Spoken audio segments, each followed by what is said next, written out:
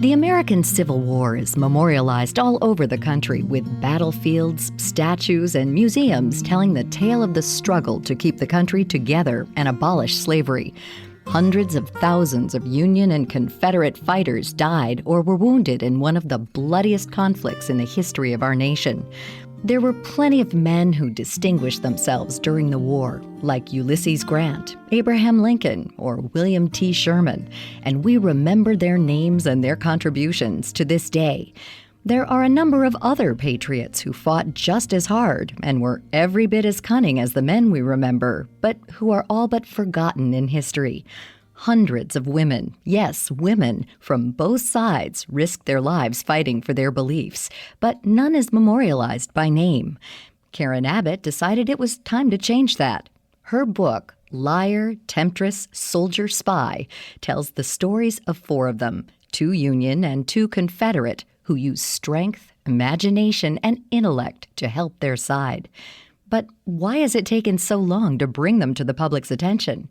Where was Ken Burns in all this? Actually, to be fair to Ken Burns, he does mention one of them in his epic Civil War documentary, Rose O'Neal Greenhow, who, of course, was a famous Confederate spy. But I think the answer to that is, women weren't the ones writing the history books, and the history is written by men and about men. And, it was sort of fun and a pleasure to try to give the women the credit they deserve now.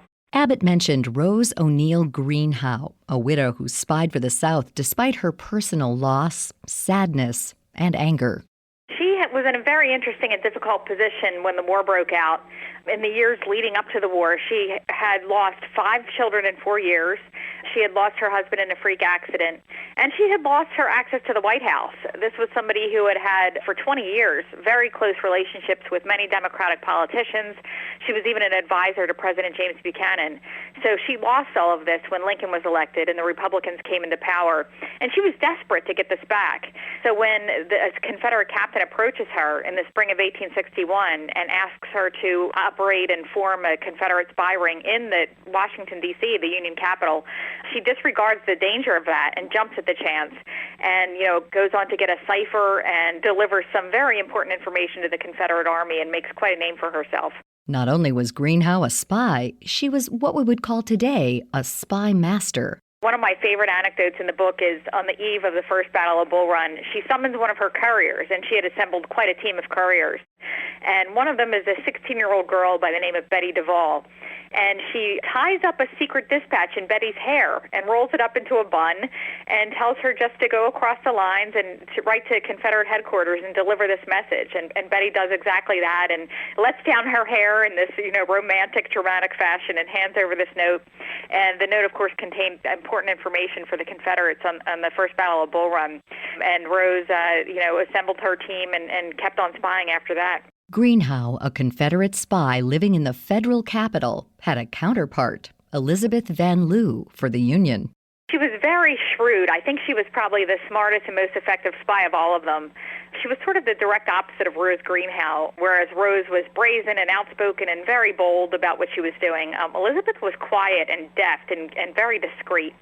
I think her biggest accomplishment was placing a former family slave in the Confederate White House. And Abbott says that it was the stereotyping of slaves as illiterate and unsophisticated that helped Van Lew insert her maid into the heart of the Confederacy and steal some very important secrets. Verena Davis, the First Lady of the Confederacy, made an announcement that she needed help. She needed to staff the Confederate White House, and does anybody have suitable servants she could borrow? So Elizabeth hears this and pays a social call to Verena and says, well, I have somebody for you. I have a girl. She's not too bright, and she stumbles in the kitchen, but she should serve your purposes fine. And so she sends over a former family slave by the name of Mary Jane Bowser. And, of course, nobody knows that Mary Jane Bowser is not only literate, but highly educated and gifted with a photographic memory. So while she's dusting Jefferson Davis's desk and cleaning up the children's toys, she's also managing to sneak peeks at maps and fortifications and letters on his desk and eavesdropping on confidential conversations and, of course, reporting all this back to Elizabeth. Finally, Abbott profiles a real female soldier, Emma Edmonds. She joined the Union Army after escaping from an oppressive life in Canada. She had grown up in Canada with an abusive father, and he threatened that he was going to arrange a marriage for her with an elderly neighbor. And she had seen what this sort of arranged marriage had done to her sisters, sort of sapping all their spirit, and she wanted something different for herself. She wanted a life of adventure. And so she cuts her hair and binds her breasts, trades her dress for a man's suit, and begins calling herself Frank Thompson and living as a man. And she migrates to the United States right before the war and starts hearing about the abolitionist John Brown and all of the events leading up to the war, and decides she wants a piece of this. She wants to enlist in the Union Army. And it's quite surprising how all of these women, there are about 400 of them, were able to disguise themselves as men and enlist in the armies, both North and South. And of course, she too goes on to have quite a few harrowing adventures during the war.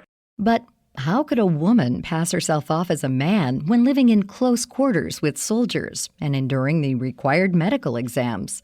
They just sort of had these cursory physical exams. They only cared if you had fingers to pull a trigger, if you had enough teeth to rip off powder cartridges, and if you had feet to march. That was pretty much it. So the doctor merely shook Emma Edmonds' hand and said, "You're okay, you're acceptable," and she was in as Private Frank Thompson. How good were these women at going undercover to help their causes? So good that one famous security expert of the time sang their praises. Alan Pinkerton, who was the Union detective, he was hired to do Secret Service work for the Union, and actually one of his first missions was to conduct a stakeout of Rose Greenhow, the Confederate spy. He often said that women made better spies than men. They knew what to say in certain situations and knew what not to say in certain situations, and I think were more genuinely intuitive, as he said, and some of his best spies were actually women. And it was also interesting that Pinkerton and the other Northern officials, and eventually the Southern officials, when they got wind of Elizabeth, what she was doing in Richmond, they just did not know how to deal with them. So even if they suspected these women, they didn't quite know how to handle them. You know, women were always the victims of war, not as perpetrators, and it was sort of unthinkable that women would be capable of this sort of activity. You know, not only are they capable of treasonous activity, but capable of executing it more deftly than men. Abbott says women spies helped change the way women were perceived after the war.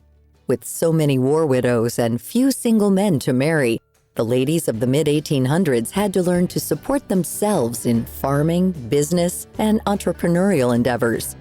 You can find out about the adventures of 4 of these brave women who changed the face of the Civil War in Karen Abbott's book, Liar, Temptress, Soldier, Spy. To learn more about all of our guests, head to viewpointsradio.org. This segment originally aired in October 2018 and was written by Evan Rook. Our executive producer is Amira Zaveri. Our lead producer is Libby Foster. Studio production by Jason Dickey. I'm Marty Peterson.